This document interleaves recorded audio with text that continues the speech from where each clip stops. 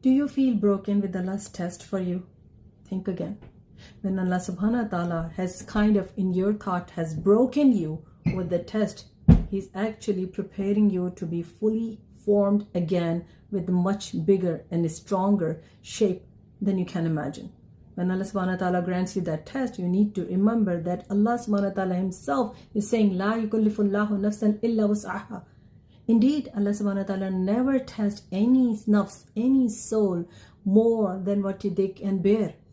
So if Allah subhanahu wa ta'ala is claiming that, you need to have belief in that. So if Allah subhanahu wa ta'ala is testing you, He's purifying you. He's giving you His favors with this test. He's giving you His mercy, His blessings to actually reform you, to reshape you, to connect you, to bond you, and to glue you again in a much stronger shape that you were.